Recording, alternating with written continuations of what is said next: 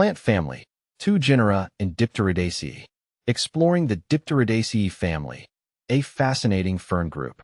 When diving into the vast world of ferns, one family that has always intrigued me is Dipteridaceae.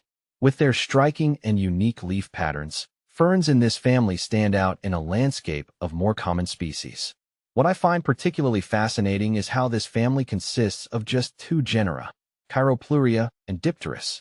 Despite the limited diversity, they offer so much in terms of history, biology, and visual appeal. The ancient origins of Dipteridaceae. The Dipteridaceae family takes us back millions of years. Often referred to as living fossils, these ferns have retained many features of their ancient ancestors.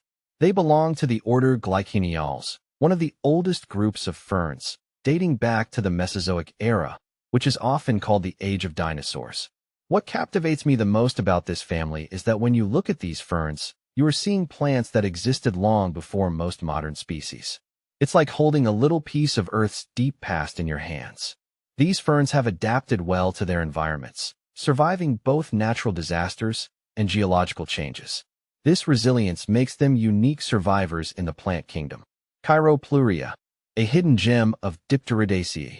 The genus Chiropluria may not be as well known as some of the other ferns, but its beauty lies in its subtlety. It consists of only a single species, Chiropluria bicuspis, which can be found in tropical regions of Southeast Asia. What stands out to me about Chiropluria is its dimorphic fronds, which means it has 2 types of leaves, sterile and fertile. The sterile leaves are broad and fan-like, while the fertile leaves are much narrower, almost like fingers. This unique characteristic is not only aesthetically appealing, but also serves an essential function in the plant's reproduction. One of the reasons I love Chiropluria is how it's often overlooked by many fern enthusiasts. In the right environment, it can thrive beautifully, adding an exotic feel to any fern collection.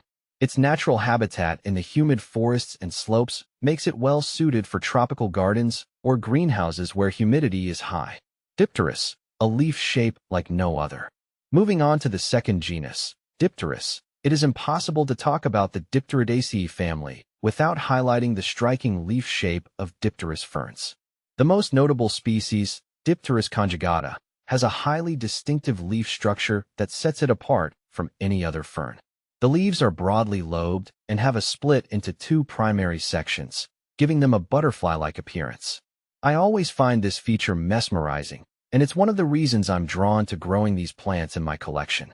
Dipteris is typically found in subtropical to tropical regions, particularly in Southeast Asia and the Pacific Islands.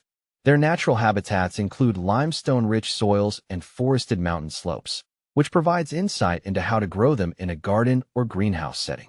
Replicating these conditions, such as ensuring good drainage and slightly alkaline soils, can help them thrive. Ecological significance and conservation. One thing I've always been passionate about is plant conservation, and both Chiropluria and Dipteris are on my radar when it comes to preserving unique species. While these ferns are not currently endangered, their limited distribution and the ongoing destruction of natural habitats make them vulnerable.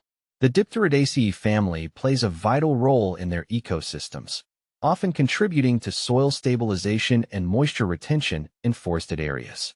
Losing these plants would mean not only the loss of a unique piece of botanical history, but also a decline in the health of the ecosystems they support. I find it fulfilling to grow these ferns, knowing that each plant in my collection represents an effort to preserve biodiversity. If you're someone who appreciates ancient plants and wants to contribute to conservation efforts, I highly recommend seeking out Dipteridaceae species from reputable growers. Growing Dipteridaceae at home.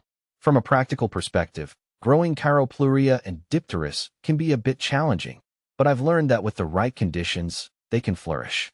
Both genera prefer humid environments, so placing them in a terrarium or greenhouse is ideal. I've also found that they respond well to indirect light, mimicking their natural habitat under the forest canopy. Maintaining consistent moisture is key, but be cautious not to overwater, as they don't tolerate soggy soil. Using a mix that combines orchid bark, sphagnum moss, and perlite works well for drainage, while still retaining enough moisture. For me, providing that extra humidity, around 60–80%, has made all the difference in ensuring healthy growth. Fertilizing these ferns sparingly with a diluted, balanced fertilizer once every month during their growing season has also helped me achieve success. Conclusion: why Dipteridaceae matters to me.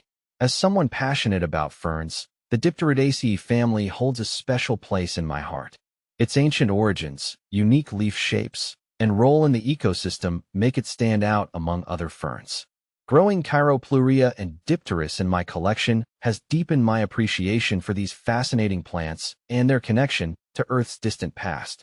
Whether you're a seasoned fern collector or just getting started, I recommend exploring the Dipteridaceae family. It's a rewarding journey into botanical history.